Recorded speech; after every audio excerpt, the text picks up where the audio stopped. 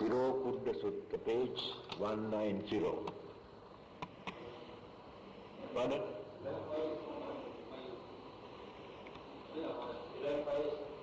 Oh yes, my God, I thought somewhere fire. At once it is fire.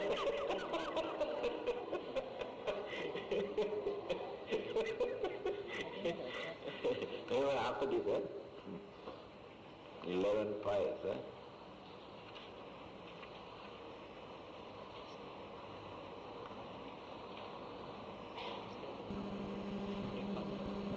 Follow me. I think you are not used to this sutra. Talk about departed spirit and ghosts and devils.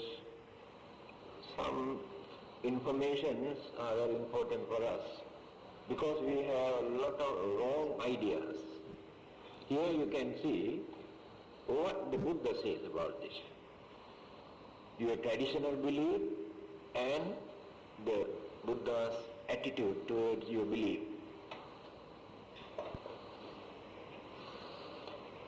TiroKudda Sutta Petas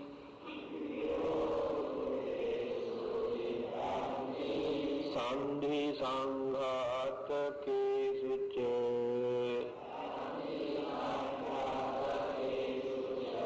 Dvara Baha Sutittanti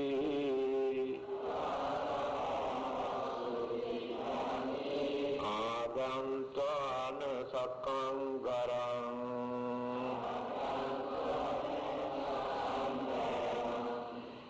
TiroKudda Sutta Sandhi Sanghata Kesucha Dvara Baha Sutittanti Agantana Sakangaram.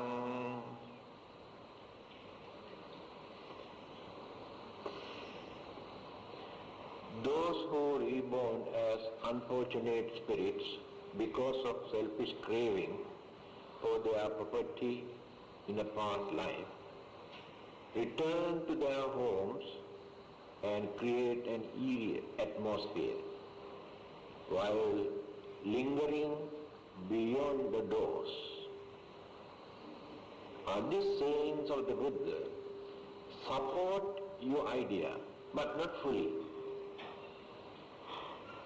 So what the Buddha says is this: among those who have departed from this world or after they are dead, only some of them who had very strong craving and attachment towards their property, money, or jewelries, or lands, or houses, or families. Attachment towards family is also dangerous if they haven't got enough good merits to be born as human beings. You understand the point now? Now we develop our attachment toward our wife, our husband, our children, but we haven't got enough good merits to be born as human beings. Then the trouble starts from there. So, there are some stories, some of them who were born as snakes, pythons, animals, also develop their attachment toward their family, but they become very dangerous. And what about the spirit? Therefore, if we want to develop our attachment and craving towards our family, especially our families, our children, our wife and husband, we must have good merits to be born as human beings. Otherwise we get into trouble. Then, the belief that some of you have, that each and every person who depart from this world or after his or her death remain or certain period or for a few days in a spirit form. That idea is wrong according to the Buddha's explanation. The Buddha's explanation is immediately after their death, rebirth or existence again take place either as humans or animals or spirit or ghosts or devas or brahmas, any of those living beings. So some of them remain in the spirit force, and they are the ones who come and disturb. But not everybody who departed from our families. Naturally, people believe, I think it's 49 days, isn't it? They come back to their own home and disturb, and you close your doors and windows, and shivering, and little bit if a cat runs over your room, there he comes. So because of your fear and imagination. So to get rid of that fear, these sayings of the Buddha support you. Some of them. I think you can remember the certain incident occurred a few years ago. I have explained this, how the departed persons from certain families disturb all those who lived in their house. Can you remember? How many can remember this story? Please. Because I don't like to repeat that again and again and again. Those who have listened to this tape come and told me, why do you want to repeat the same thing again and again? Then I told, you must read Tripitaka, the sermons given by the Buddha, 45 years. Same thing you can find sometimes in 100 places. Because the Buddha has not given these discourses to the same people. Not in the same place. So here every day we have some newcomers, and they have not heard. Even those who have listened to this also cannot remember. When I start the story, then you say, oh yes, we know that. Only 3 or 4 can remember. I remember a doctor. He is not a Buddhist. He came and explained what is happening in his house. No one can stay at night time. Banging the doors and glasses, windows, cupboard, and making noise, very unusual noise. When this news spread, and they could not rent out this house, it was a very big house. The house is still there. They have done everything according to their own religion. They say no effect. Then somebody suggested, why not you go to a Buddhist temple and ask the Buddhist monks to come and do something. So that is why he came to see me. Then I told him, actually I am not familiar, not used to this kind of thing. Even then I tried. But don't worry, you don't lose anything because I am not going to charge for my services. So I went to that house, and what I did, I recited only Ratana Sutta for 7 times inside the house into a glass of water and sprinkled inside the house and came back. Next day, they came to see me and they were very unhappy. They asked, what did you do last night? I said, I didn't do anything. I did some blessings and chanting and sprinkled some holy water. So, you know what happened last night? Inside the house is completely quiet. No disturbances. But outside, around the house, hell of a noise. Even the neighbors also complain. What happened last night in your house, in your compound? Then I told him, it's a very good sign. It seems things are working. That means because of this blessing, they could not stay inside the house. Gone out. Next day again I visited there. That day I have taken some sands or stones, not only water, and did more chanting. And buried these sands outside the four corners of the house for the protections. For 1 week nobody came. After 1 week, when I was sitting in my office, I saw their motor car come and stop in front of the office. They got down from the motor car with apples and orange and grapes and then I knew it's not a bad news.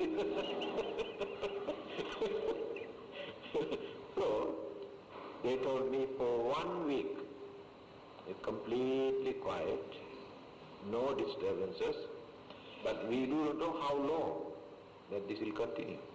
I said, don't worry. So far, no news, few years now.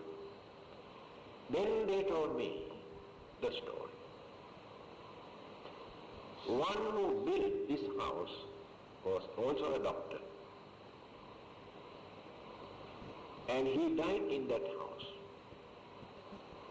And his old mother also died in the same house. So definitely both of them had a very strong attachment toward this house.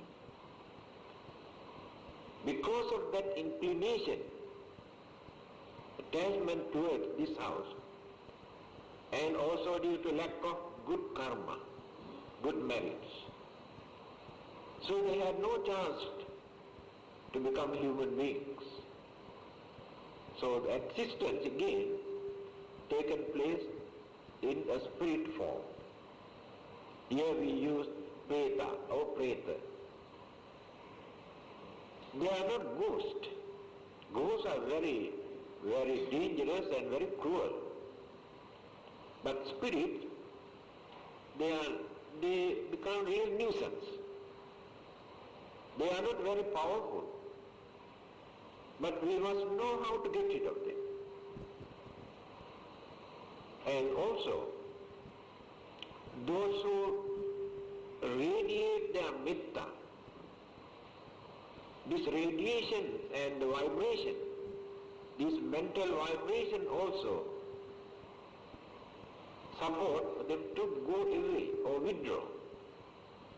And they become powerless to disturb because of this strong mental energy, vibration. Through meditation, if not these sound vibrations and chanting and blessing, by transferring merits, that is another aspect. Chanting and blessings we do just for our protection, to get rid of their disturbances and to avoid. Only for that purpose.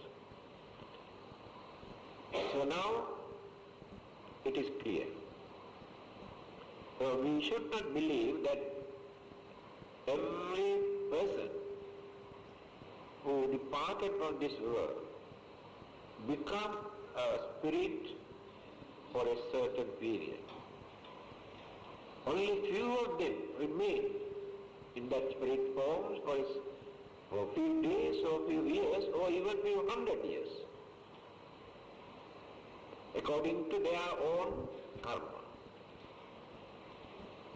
Then what to do here in this particular discourse, the Buddha says what to do, how to deal with them, how to get rid of them, and how to support them. Because we are not going to disturb them. We are not going to destroy them. We cannot destroy them. Now come to the next one.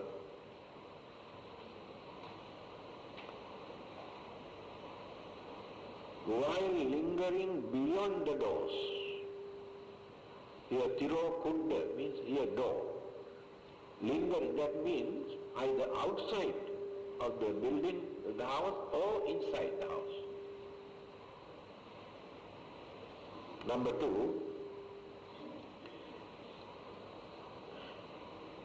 Pahute annapanam hi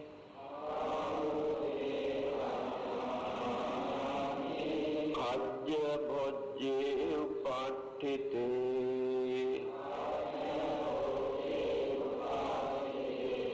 Nate sankochi sarati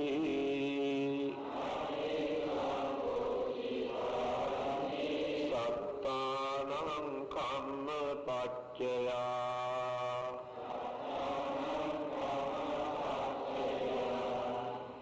Vahute annapanam hi Kajya bhojye upattite Nate sankochi sarati Sattanam kamma paccaya. They yearn for human food, but because of their past karma, their living relatives neglect to make offering to them. This is a controversial interpretation. Some people believe by offering some food, our departed relatives who are in the spirit form enjoy this food. But some others believe we cannot offer food to our departed, and they also cannot enjoy the food because their physical body is not like ours. It is difficult for them to take solid food. The common belief is this: when we offer some food, they enjoy the smell. They don't eat. They enjoy the smell of the food. Now when we refer this to the life in Brahma world, those Brahmas do not eat any solid food. Their food is their happiness, their peace, their calmness, tranquility in their mind. They take as food for their existence. They never eat any solid food like humans or animals, but Devas also enjoy solid food. But Brahmas do not eat solid food. So this spirit, it is difficult or incapable, impossible for them to eat the solid food. But when we offer, the smell, the aroma, develop temptation, and they satisfy their temptation by gaining some sort of smell or aroma. That is what this saying says. Many people do not offer. They forget to do some offering. Because of that, their departed one lead a miserable life. No satisfaction in their life. It is some sort of custom in Sri Lanka. We have learned this from our childhood.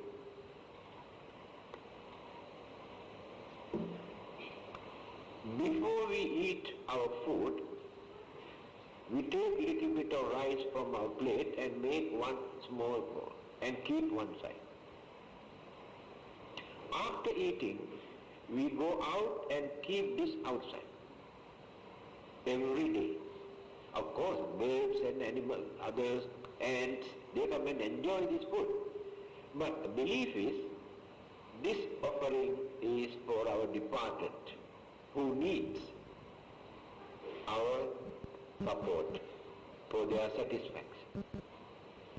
For thousands of years, they practice this. I think there are some other countries also.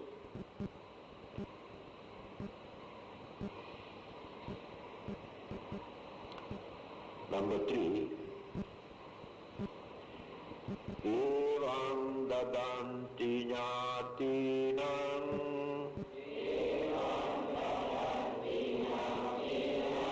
ye honti anukampaka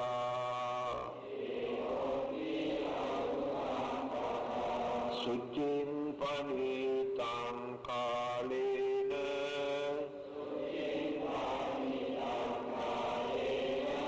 kappiyam pana bhojanam idam vo jnatinam hotu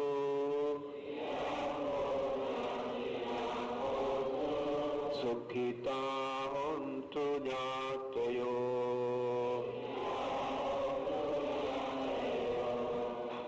This is the place where the Buddha uttered this word, idam vo jnatinam hotu sukhita hontu jnatayo.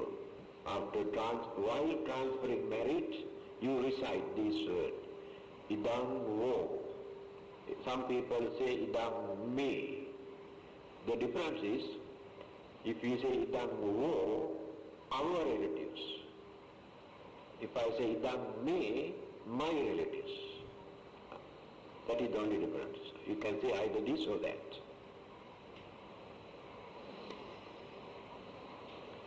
Those who are compassionate, therefore, should remember their departed relatives and make offering such as alms giving in their name. And this is another interpretation. Offering food to them means giving alms to poor or beggars or religious people or anybody who needs, in the name of the departed. This is another interpretation. Not exactly that we offer this food directly towards our departed, but we offer this food to somebody who needs our food in the name of our departed. Then we transfer the merits.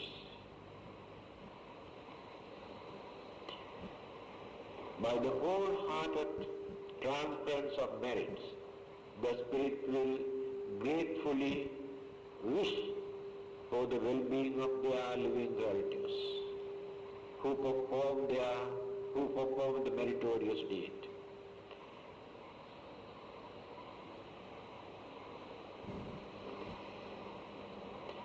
Idam vo jnatinam hotu sukhita hontu jnatayo.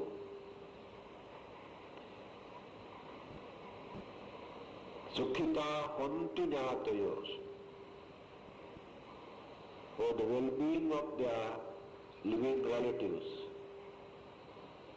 who perform the meritorious deeds, make offerings such as alms giving in their name.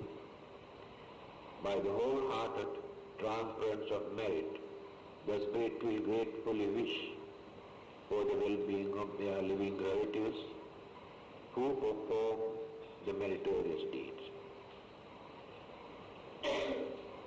By offering alms or food to anybody. When we say anybody, there is something for you to learn. You can offer food to animals, cats and dogs or birds. You gain merits.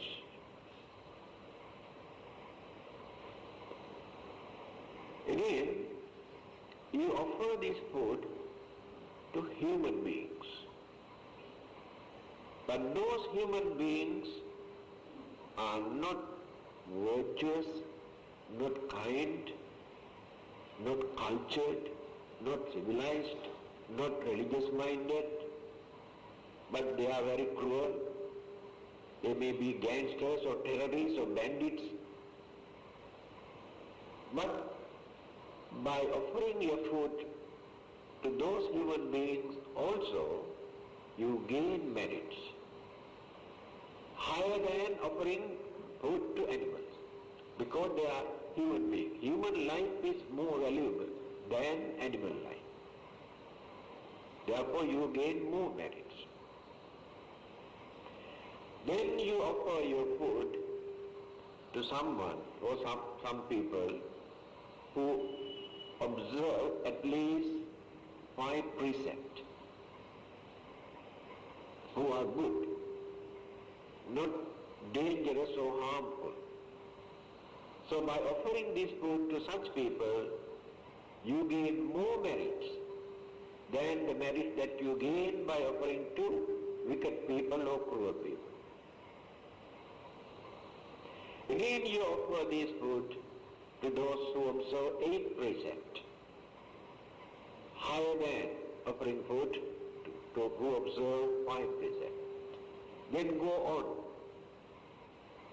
10 precepts. The novice monk, fully ordained monks who observe more precepts, who try to be more good, more virtuous, more religious, more pure and more holy than ordinary people. Then you gain more merits. Then you offer this food to those who have attained the first stage of sainthood, Sotapanna. The merit that you gain by offering this food to them is higher than offering your food to those ordinary religious people, because they have already got into the noble life, a stream with noble paths. Then go on, Sotapanna, Sakadagami, Anagami, Arahant.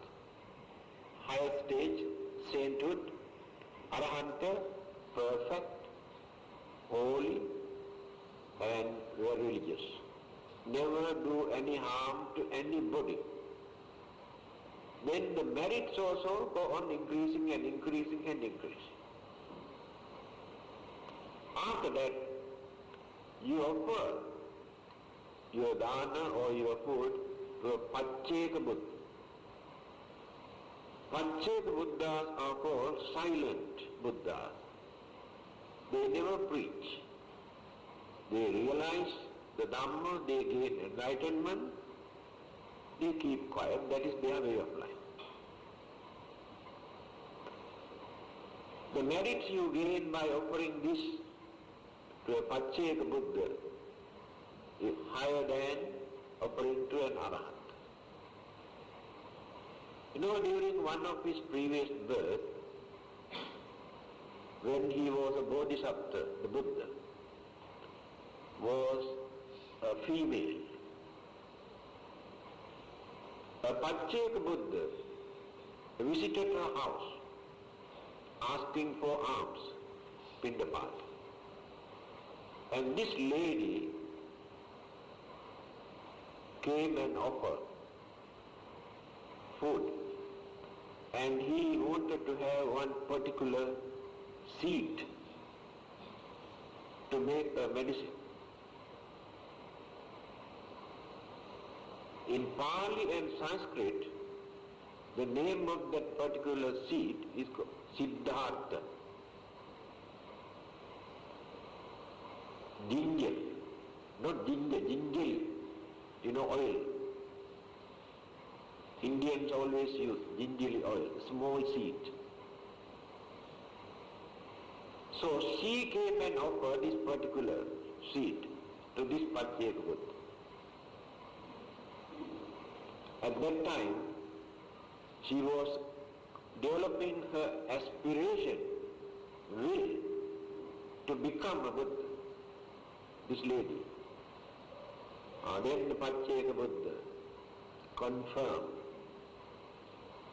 and granted, saying that her will, or the wish, will be fulfilled.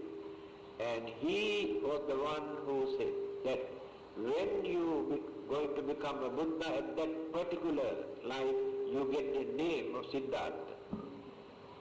Prince Siddhartha, the name he was given because of that aspiration. Siddhartha means the name of that seed for medicinal value. Siddhartha Gautama the Buddha, full name. So, after that, you offer this food to Supreme Enlightened the Buddha, Samma Sambuddha, like Gautama the Buddha. Then you gain the highest merit than offering to a Pacceka Buddha. Later, you offer this food to Samma Sambuddha and the Sangha together. Not only to the Buddha and the Sangha, his disciple. Then the Buddha says you gain the highest merit than offering only to the Buddha. This is the way how he has explained.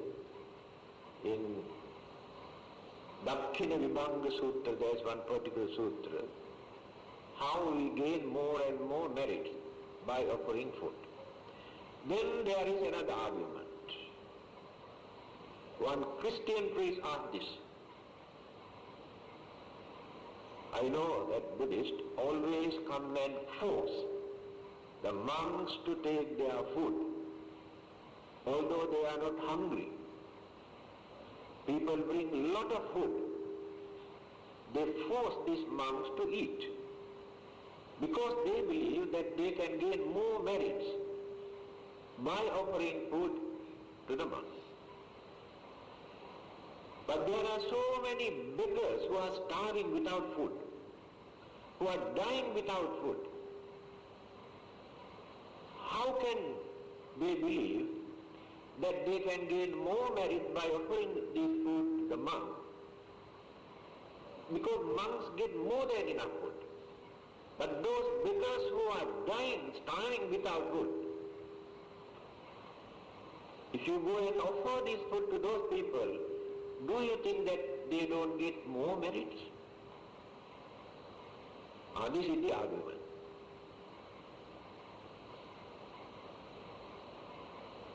It is not so easy to convince. The answer is this. When you offer your food to religious people, you develop your faith, your devotion, your confidence, and appreciations of religious way of life, appreciations of the services that they are rendering toward others. There are many things that you consider. When you go and offer to a hungry man just to satisfy, to quench his or her hunger, but that person can be a very cruel or wicked person or nuisance and never do any service to anybody. This is the way how they measure the merits. Service is one thing, merit is another. You can do wonderful service to those who suffer of hunger by offering food. That is a service. But the merit that you gain by doing that is not greater or higher than offering to religious people, because there is nothing for you to appreciate in them. You can appreciate only their hunger, that's all. Their sila, their virtues, their services, and their knowledge, their noble way of life. By considering all these things, People come and offer with devotion and confidence. There they gain merit. Again, when people come and offer food to the monk, they eat only little bit. After that, who eats the rest, the balance? All the others who are hungry. There will be so many hungry ghosts outside. Especially in certain temples, there are so many beggars waiting. You can go to Sri Lanka, India. How many beggars are waiting near the gate or inside the temple? So the monks and devotees go and offer the balance, the remainder, to those poor people. But first they come and offer to the monk. That is their way of life. This is the way how we have to answer this question. Upali, the follower of another religion. I told you this story. He wanted to become a Buddhist. The Buddha did not encourage him to become a Buddhist at once. He said, why do you want to become a Buddhist? Did you study? Did you hear my Dhamma? Do you think you can practice my Dhamma? Or you can follow my religious way of life? Not knowing all these things, just because people talk about me or my religion. You see, you also decided to become one of the followers of my religion. I don't encourage you.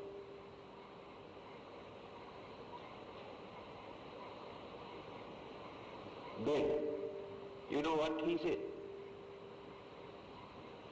I think this advice is more than enough for me to understand the nature of your religious way of life. If I have approached another religious leader, because this man is a very rich man, he is a multimillionaire, at once they embrace me, they convert me and announce such a rich man, multi-billionaire, come and embrace our religion. Instead, you advise me to wait and study and think to accept your religion. I am fully convinced. I cannot wait anymore. This advice is enough for me. And then he became a Buddhist.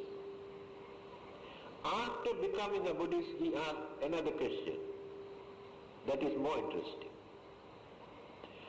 I am a supporter of my former religion, the priest.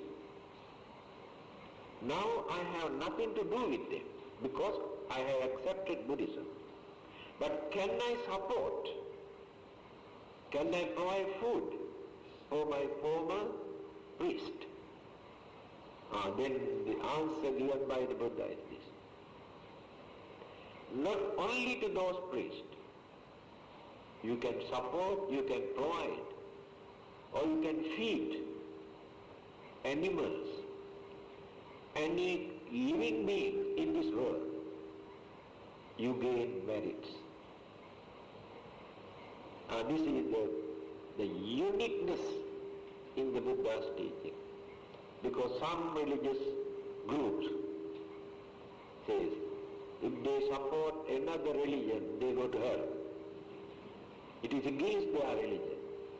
See how poor their understanding, their human mind. Very poor, very shallow.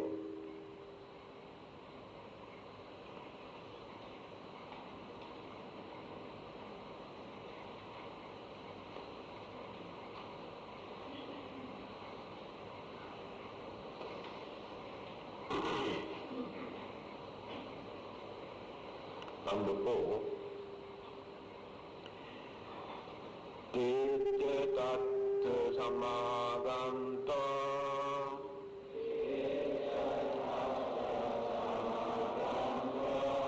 Jnati peta samagata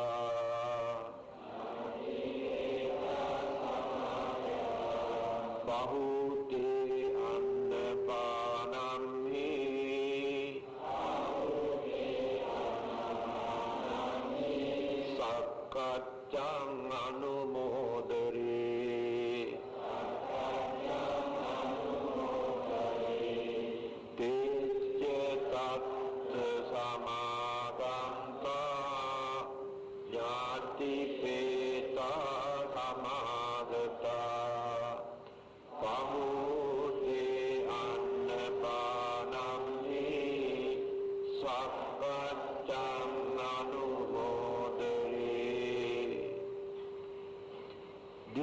remember the spirit of their departed relatives who are not at peace with themselves and gathered in many places. So that is why we always remember our departed relatives. In another discourse, the Buddha has mentioned 10 kinds of duties and responsibilities that we have as human beings. Only human beings have these responsibilities, but not others. Others have only very few. So what are those 10s? Before I explain 11 kinds of fires, I have to explain these 10 kinds of duties. Remember your father and mother. There are many duties that you have to fulfill, whether they are good or bad. These are under humane qualities, virtues. Other living beings are not doing that. Remember your husband and your wife. You cannot neglect them, you cannot discriminate them, and you cannot hurt them. Or you cannot shun them.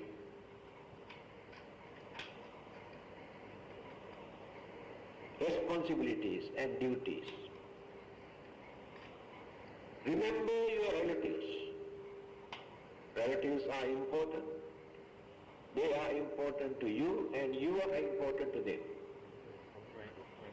There will be many occasions that you need their services and they need your services. And your blood relationship creates some sort of confidence. When we are in trouble, our relatives will come and help us. When they are in trouble, you go and give your at least moral support. Human relationship amongst our relatives. Then, remember devas, because there are certain things that they can do for us, worldly for our protection. Therefore, every time when you perform some merits, invite the devas to share, whether they need or not. Now you invite a very rich man for a lunch or for a dinner. He got more than enough things. But you invite him, then he will be very happy. Not because he is poor. Exactly like this. Devas have more than enough merit to enjoy their life. But when you invite them to share the merit that you accrue, they will be very happy. Then there are certain things that they can do for your protection. Then remember your departed, your relatives. Some of them need your support. But others have enough merit for them to live, to enjoy as human beings or devas, even animals. Due to certain bad karmas, they were born as animals. Some of those animals enjoy their life better than human beings.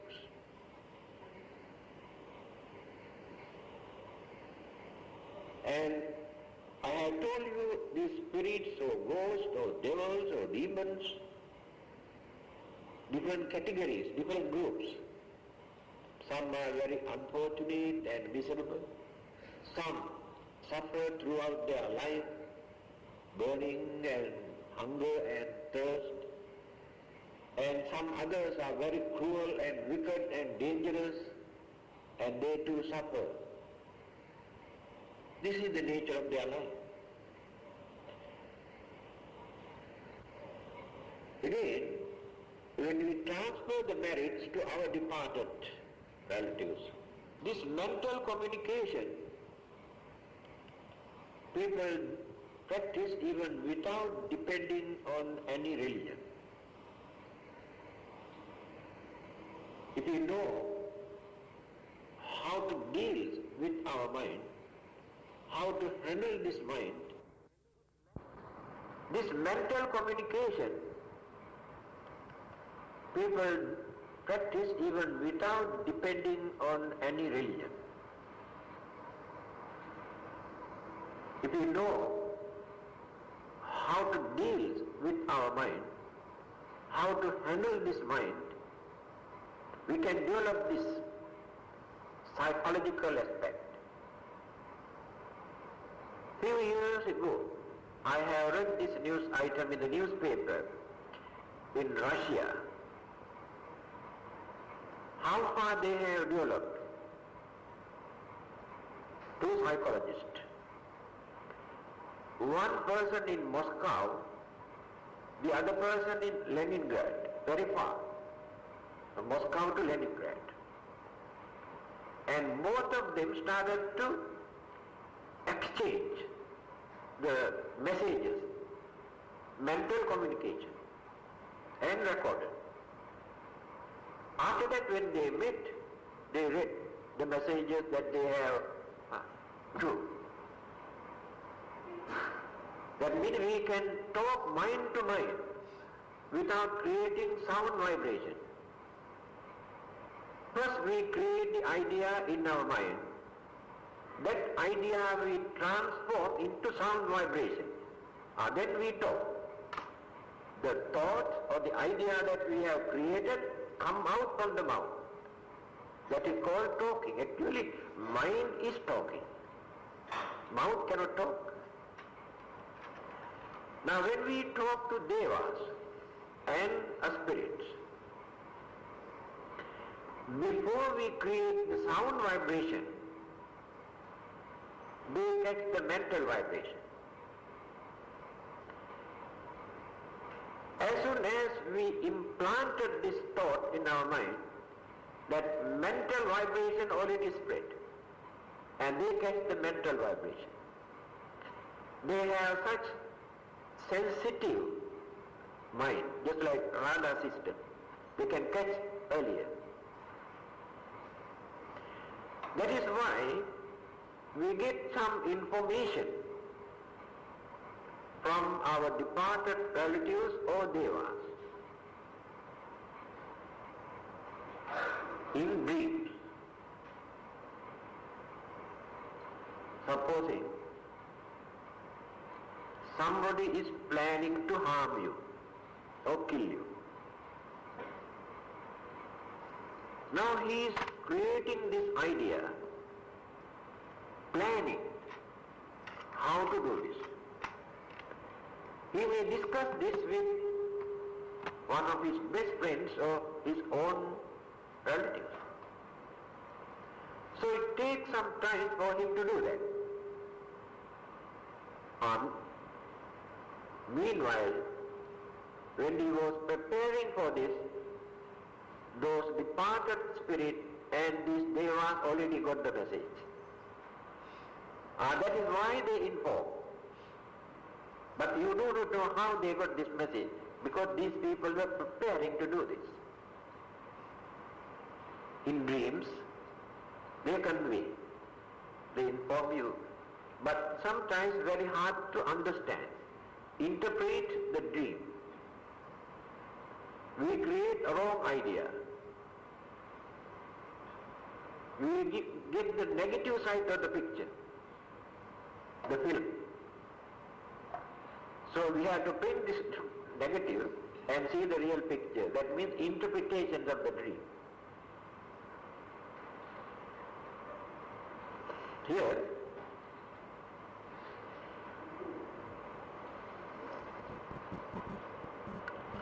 so this advice is not to forget our departed relatives whether they need our support or not. If they need, they will be benefited. If not, we are benefited because we have done some good deeds. We have not wasted anything.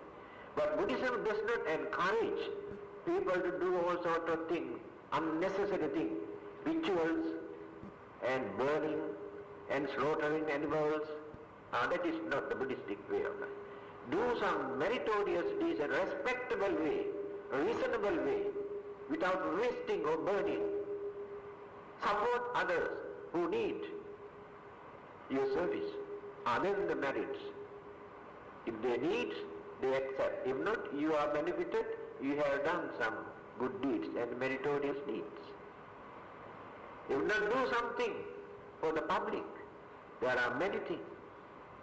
Hospitals, libraries, and printing books, schools, supporting children who can't afford to spend for their education, services in the name of your departed, and providing medicines for sick people, food, and old age.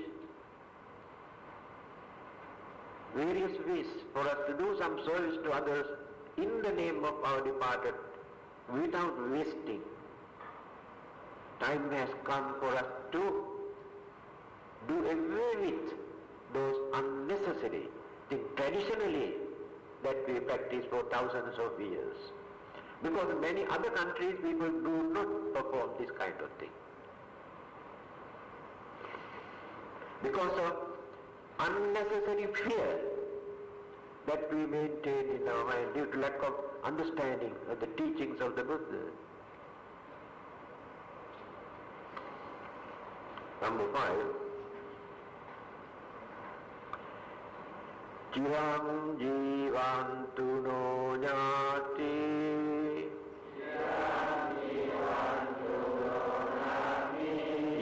yesam hetu labhamase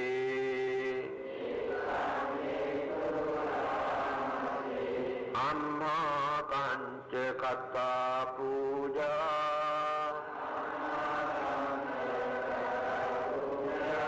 gaya kacha anipala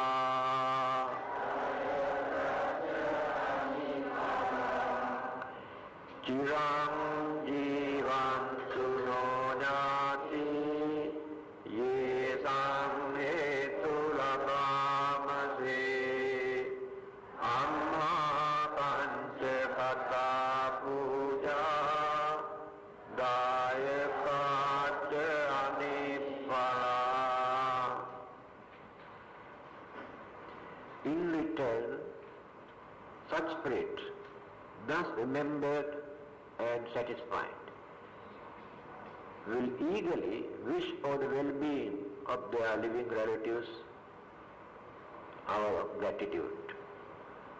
I think this must be out of gratitude, not our of gratitude. Those proofreaders are responsible for this mistake. Not our of gratitude.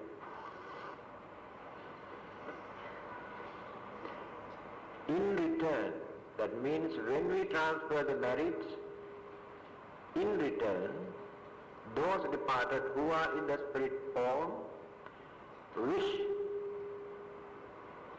and express their happiness because they were released. The relief that they gained through the influence of our merits. They had the chance to get rid of that miserable state, and then they express their happiness. Then they can have another rebirth, because still there are many more merits, had no chance to come forward.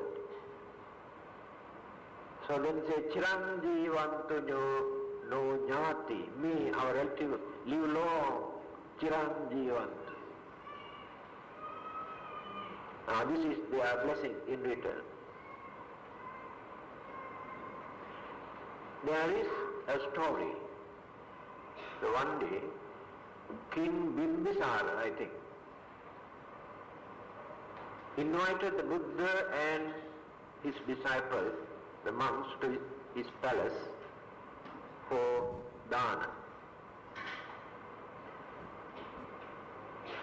After offering this dana to the Buddha and the Sangha, the Buddha also gave a sermon and returned to the monastery. That night, the king could not sleep. The whole night, all sort of disturbances. Then he heard a sound.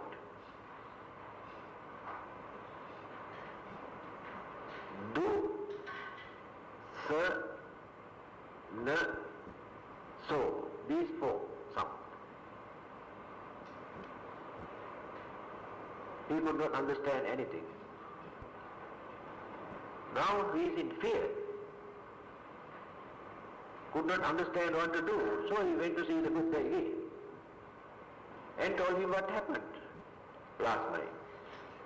Then the Buddha told some of his relatives who were in the spirit form, who are suffering due to certain bad karmas that they have committed, they were waiting to receive the merits, transference of merits. But the king did not do that, so they were very unhappy. To express their unhappiness, they have created these disturbances. The next day, again he invited the Buddha and the disciples to offer dana, then transfer the merit to the departed one, and then they had the chance to get rid of this miserable, unfortunate state. This is what had happened during the Buddha's time.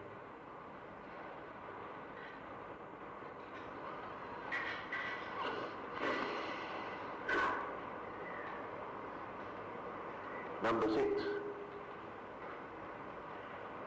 Nahi tattva kasiyati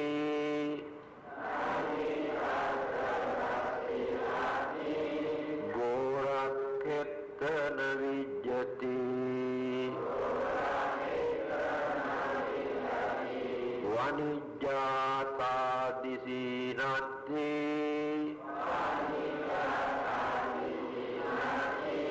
hiranyena kaya kayam ito dinnena yapenti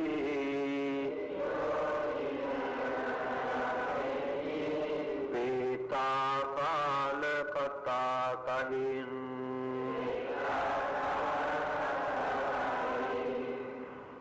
nahi tattva kasiyati goraketana vijjati vanijjata disinati hiranyena kaya kayam ito dinnena vyapenti peta kala kata kahin.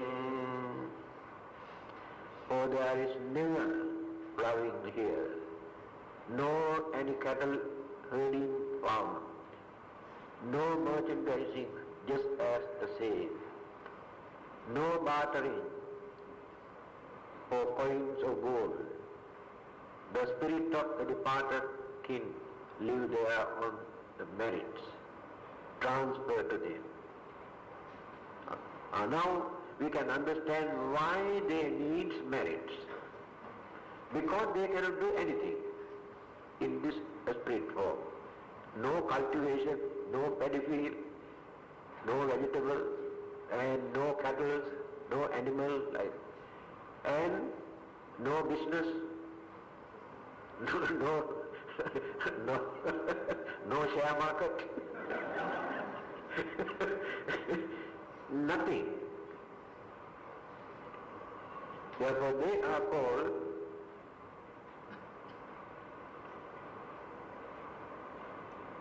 Paravattupajivi, Pali word, paradatta upajivi, live on depending on others. Paradatta, given by others. Upajivi means live. So their life depends on the merit that we transfer. For them to get rid of this, not for their survival. They don't want to survive in that form. What they want is to get rid of this. But others we cannot release because their karmas are very strong. We cannot shake them. But this particular group we can release.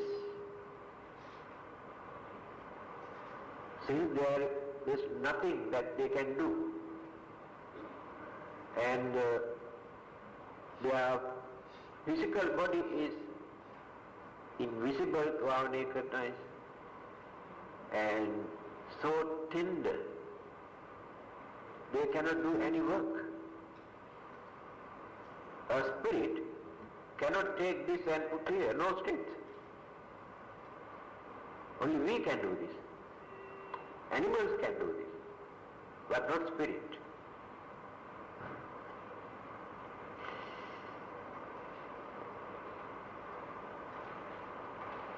Number 7.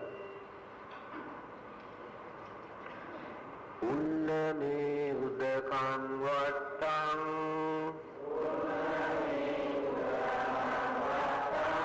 yatha ninnam pavattati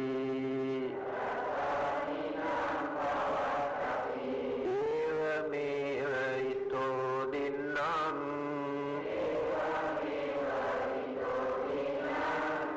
etanam upakappati.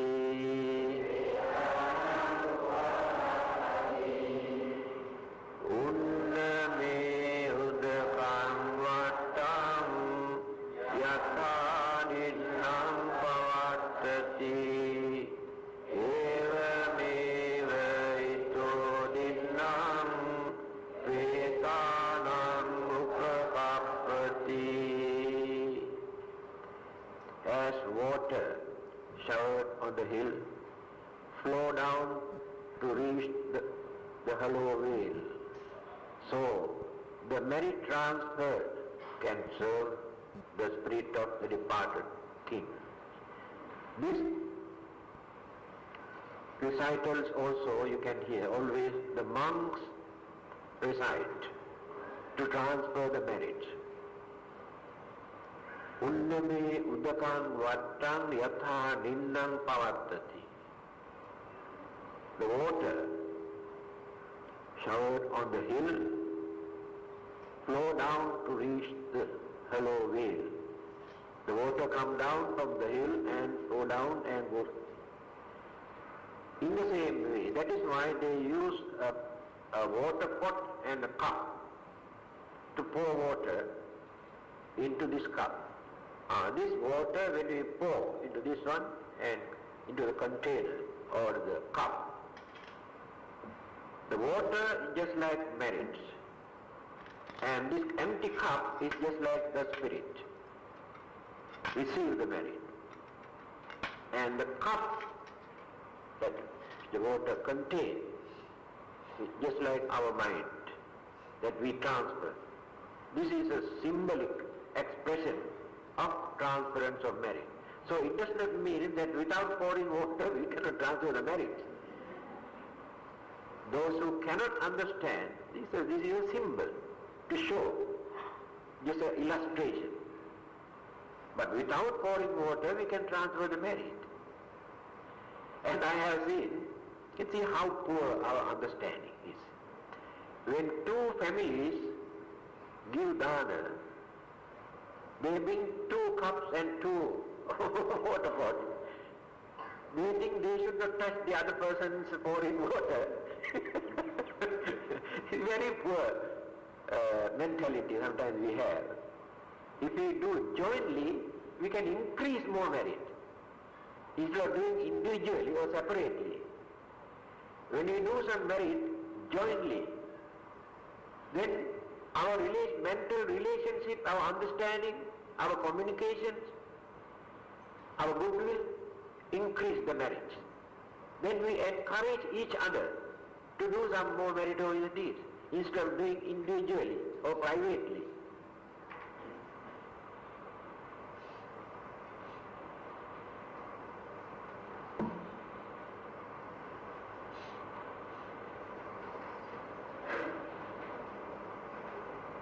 Number 8.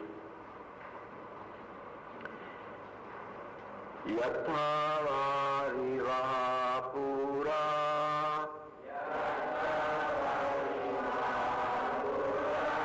paripurenti sagaram eva meva ito dinnam etanam upakappati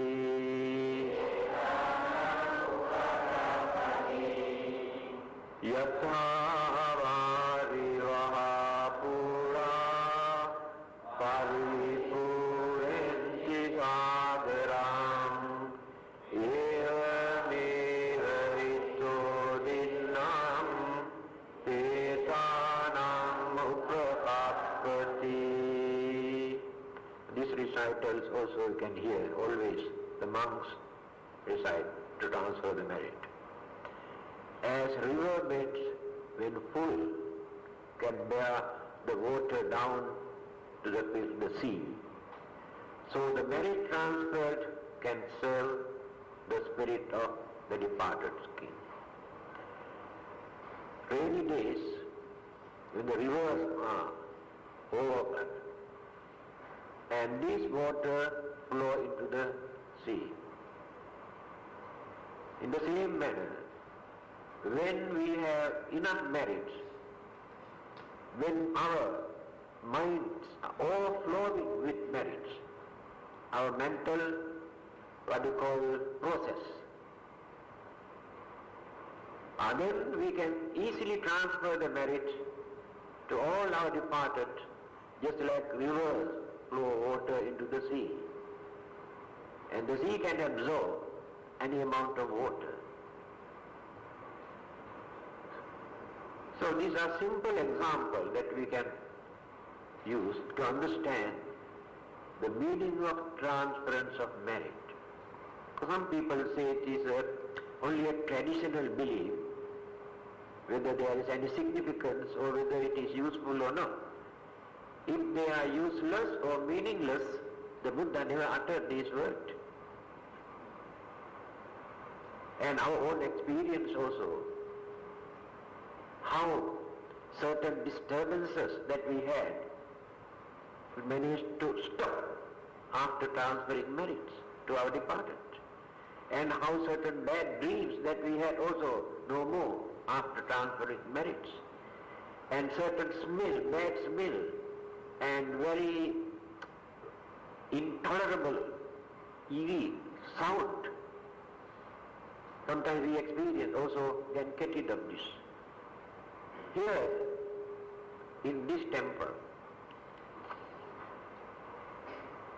about 40 years ago, we had only very old house here, wooden house, shrine room, also very small, that's all. And the preaching hall here. We were staying in this building. And preaching and teachings and eating and sleeping and everything here in that small preaching hall. But night time, by this time, when you go out, about that area or this area, very funny, very filthy smell. One moment the smell is here, next moment smell is there, and the next moment smell is near the gate, and again a smell is here.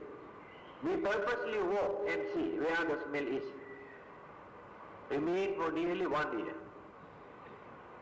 And there's another reverend here, both of us. Then we built that house, which we renovated into 2-story building in 1953. So the opening ceremony we organized, we wanted to have all-night chanting, first time in the history of this temple. We had only 5 monks. 2 from Penang, 1 from Singapore, and 2 from here. So we had all night chanting. After that all night chanting, that smell completely disappeared, no more. Then we got the news, many years ago, this is nearly 100 years old temple, an old man who was staying in this temple died here. That's all. And after this all night chanting, that smell also disappeared. And these are our own experience. So we should not say, I think all rubbish and this should not be so skeptical at once, and too smart also to say all rubbish. So I think better to stop here. Number 8. Next Friday. Now you want to know about your 11 kind of fire, isn't it?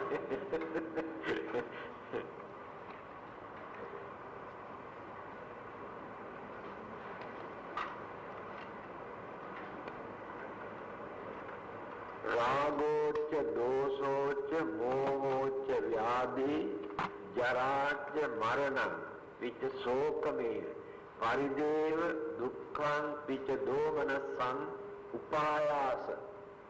Ekadasa. Ekadasa means 11.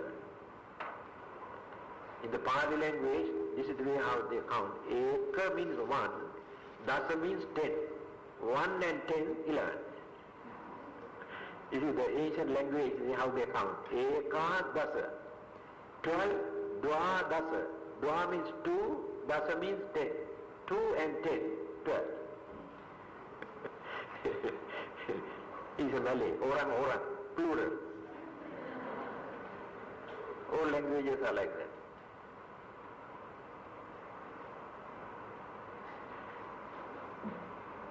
Yes. Raga, lust.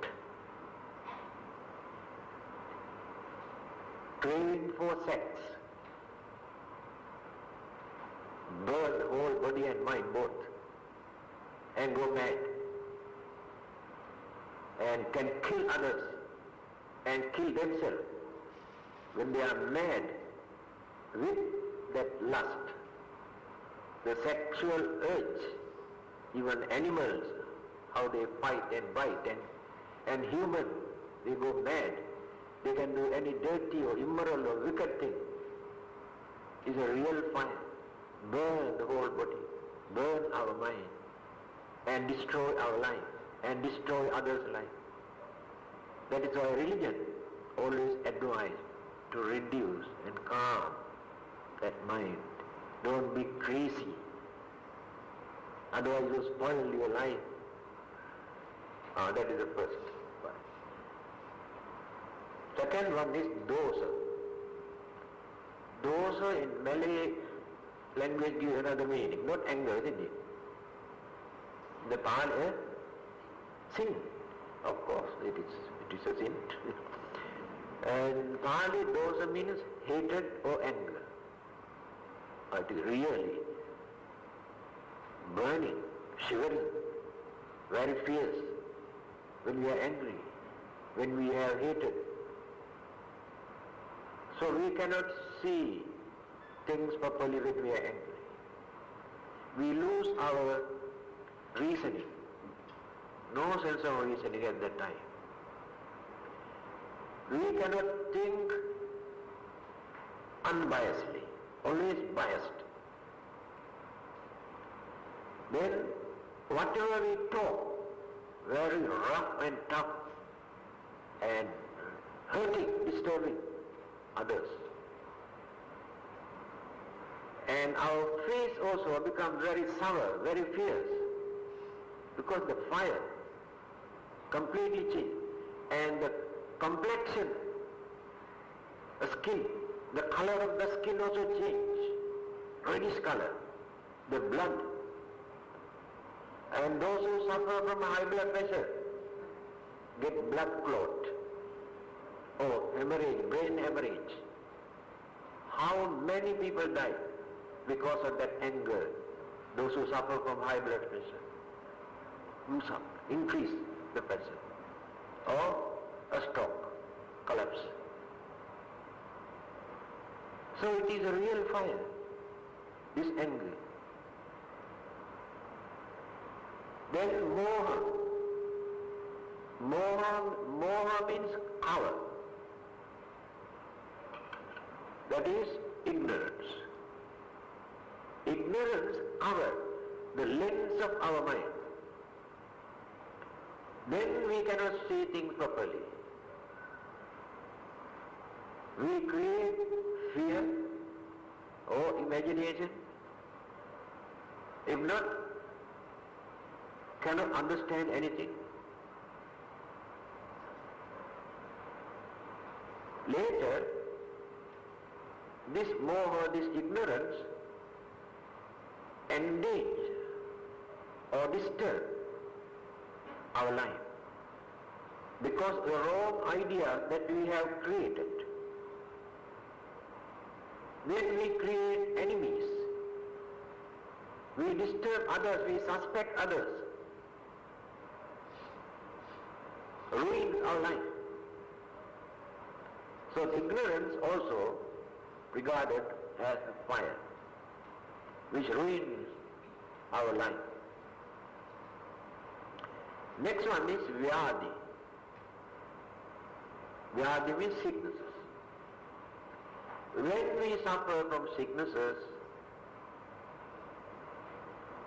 ache and pain and worries and disturbances, unpleasant mental attitude that we maintain.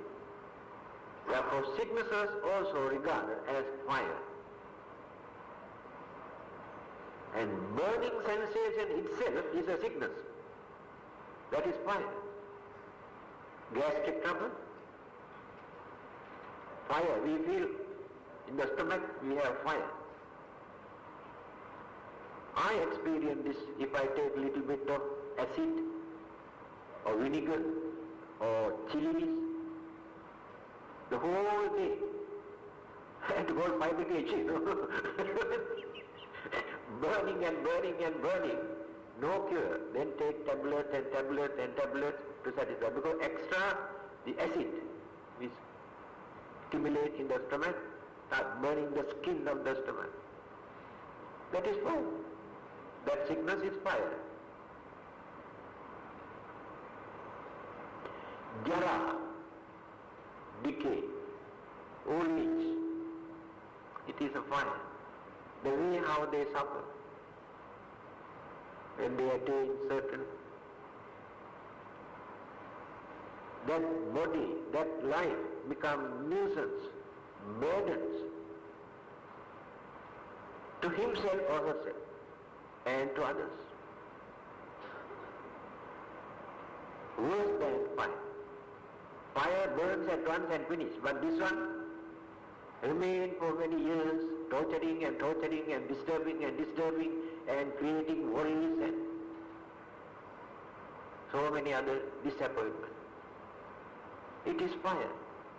That is why the Buddha always say existence creates suffering. We are not ready to accept this. We try to catch up from here and there and try to maintain. But how long can we carry on?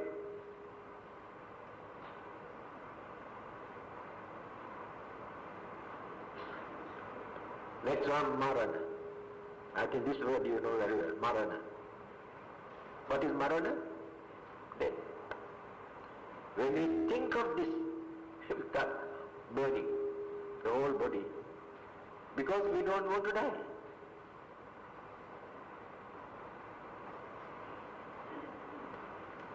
We don't want to die because of our craving.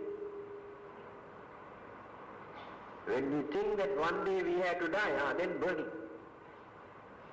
We don't want to die. When the death comes to us, then we cry, we worry. Then others also cry because of our death. So death is another kind of fire. After death, again fire is needed for burning, cremation. Then come to the mental side. This is physical. Soka, parideva, dukkha, domanassa, upaya, the 5 kinds of suffering, mental. Worries burn whole body and the mind. Lamentation and mental disturbances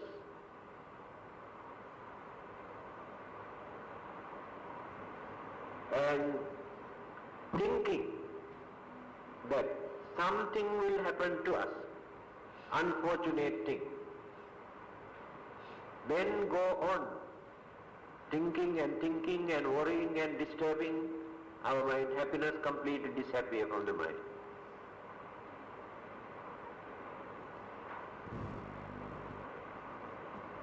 So, mind has no peace, no satisfaction in our life. Whole day and night go on thinking and worrying and crying and blaming and accusing and disturbing others also. By considering this physical and mental attitude,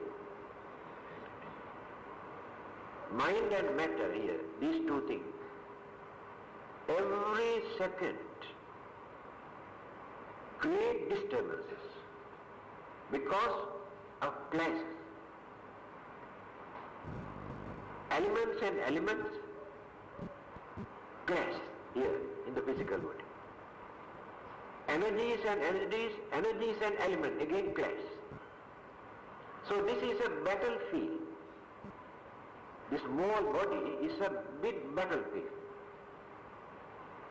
Not only elements and energies, again bacteria, virus, germs, they also attack. Then cells in our blood, white and red, and these two also fight, then create sicknesses. Then the brain cells, neurons, disturbances, imbalance. So now we can understand. The other day I told you this is actually a dustbin. We carry this as most precious valuable. Open and see what is inside. What a beautiful thing inside. We covered everything with nice dress and apply all sort of things, beautify, wonderful. Open and see what it is. For our own particles of this body, we come out our own, not others. This is the nature, face fact. We work just like a self-hypocrite, without realizing, without admitting, without understanding real nature. And then we know how to make use of this life, this body, without misusing to harm, to disturb, to bluff others for our living. Then slowly we can get into religious way of life to lead, to satisfy, not to worry, not to cry, by realizing this is the situation, this is the nature. These are the 11 kinds of physical and mental. Oh, exactly 9:30.